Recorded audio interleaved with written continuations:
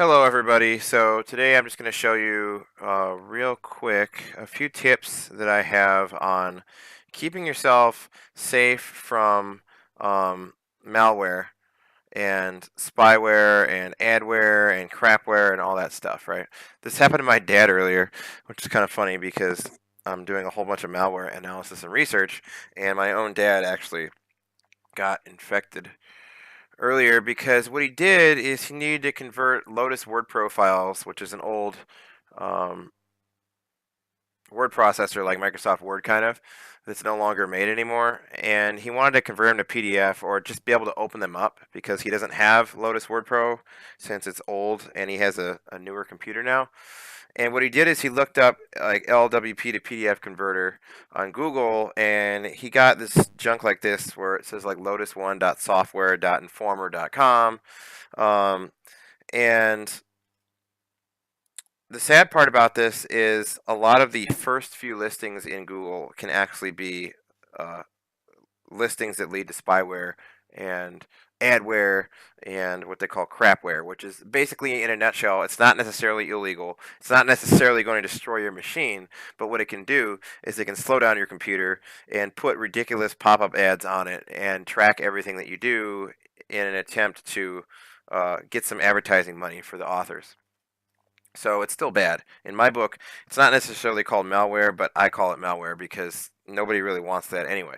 So what he ended up doing is he went to this, he found this one result, and I already installed it. But basically, it was easypdfcombine.com, and like it looks kind of legit if you're not experienced with this stuff, but it was totally not legit at all. And I was able to know immediately because as soon as I clicked the link to the website from Google, I got hit with this pop-up ad. And actually, the reason why this just happened is because I already installed it. But yeah, I got hit by a pop-up ad and immediately asked to download the software. Whenever you go to a website and it immediately asks you to download software, that's a bad sign. The other thing that's a bad sign is when you go to a website and there's no padlock up here at all, and there's no HTTPS at all, like this. And what you can do is click on the page if you're in Chrome, or in Firefox there's actually a crossed out padlock with a red cross over it. And then if you click connection, you'll see the identity of this website has not been verified and your connection to this site is not encrypted. So that's bad. So that combined with the ridiculous names like hp.myway.com or like just ridiculously long and unofficial sounding names. I mean, it's sort of like a knack or intuition that I have, but it's not really that hard because if you think about it, most legit websites and companies are very simple in nature in their name, like Apple, Microsoft, um, Google, Adobe. It's not you know uh, PDF reader dot files dot software dot informer dot com dot io or anything like that. So when you see results like this, automatically be concerned. Don't necessarily rule it out as malware, but if you do click on that, or before you even click on it, make sure that your red flags are up. Okay. Also, if you see an ad like this by any results, or like the results are pushed to the top in a special ad section that's separated from the rest, that means that the company paid money to get their results up there to Google or to whatever search engine, and it also might not necessarily be legit because the result is not up there because it's a popular result. It's up there because they paid money to the search engine. So know that. So no, not every result that Google displays is legit, and it will definitely send you to sites with adware and crapware and even sometimes malware. Okay, so I covered all that. So what are some indicators of a legit site? One is this padlock can help. I mean, at least if they're running HTTPS and they have a valid SSL certificate, you can hit certificate information. You can see the details of the certificate, who verified them. This is still not an indicator that whatever you're downloading is not malware, but it is at least one more piece of information you can look for. And if you're going to be submitting any kind of data to a website, you should always be always be making sure that they're running HTTPS with a valid SSL certificate with a green padlock. Another way to know is to just go to an actual legitimate website on your own. So if you know you're trying to get something from Microsoft, go to Microsoft.com and then search at Microsoft.com, and then the links that will appear there will take you to other areas of Microsoft.com, rather than going to Google and then having Google give you some BS wannabe uh, site that is something else that's not Microsoft.com. Like, for example, when I click on this right here, check this out. See, it has this Windows logo, kind of like Microsoft.com up here, but it's not. It's software.informer with a bunch of this crap ads and like these fake looking buttons like this. See how when I have my cursor, it has the finger, even though I'm not even on the button? That's a surefire indicator of crap. No button is going to have, like, if there's a button on over here where it says share and I'm over here, I shouldn't be able to click here and go to that link. So like this button here is more normal looking. See, the finger appears when I'm on the button. When I'm off, it goes away. Like, look at this. If I click anywhere here, it's going to take me to this stupid website. And same with right here as well. And I mean, look at this. This site's trash. It doesn't even have a download link to download anything. It's just a bunch of ads. So that is one way you can tell. Again, there's no HTTPS. There's no padlock. Totally different from a legitimate website. So how do you identify a legitimate website?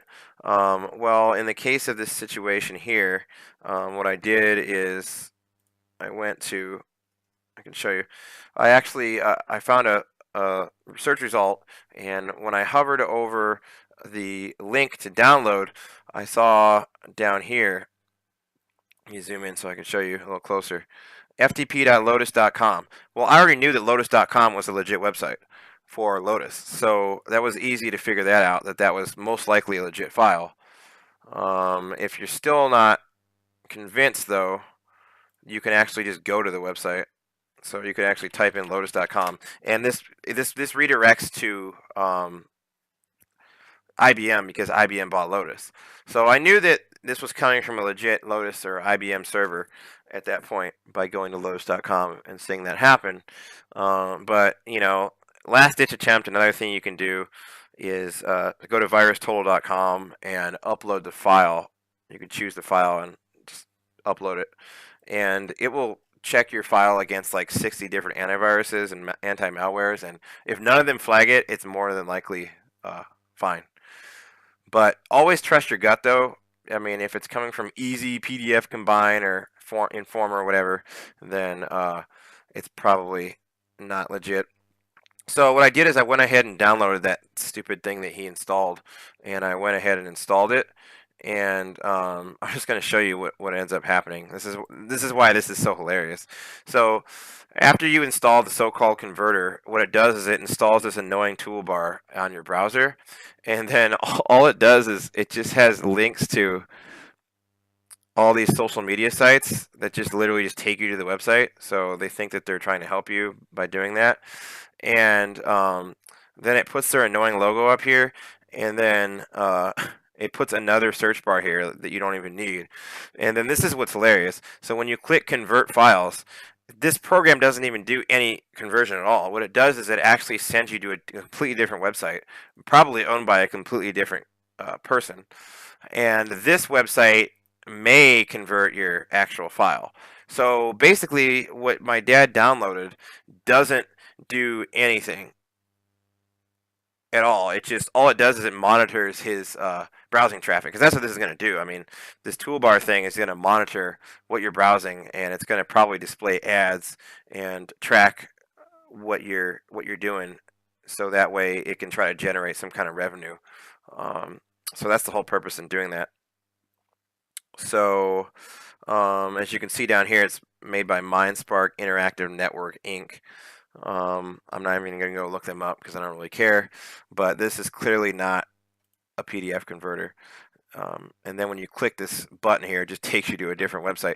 Now this website, this does have the padlock, and this website may actually be a legitimate converter. But I don't know who BaltSoft software is, and I'm not going to be uploading my bank statement PDF on here or anything sensitive at all on here, because even if this thing does actually legitimately convert my file, you've uploaded your file to their server and they're going to have it. So don't ever, just keep that in mind too. Don't be just uploading your private information and documents to these websites that claim to do services like this unless you trust them. And even if you trust them, still be aware that if you're uploading private information, you're putting it in other people's hands. And even if they're legit, they may still get hacked. So that's that, and I hope you guys enjoyed. Let me know if you have any questions in the comments, and I'll try to help you out.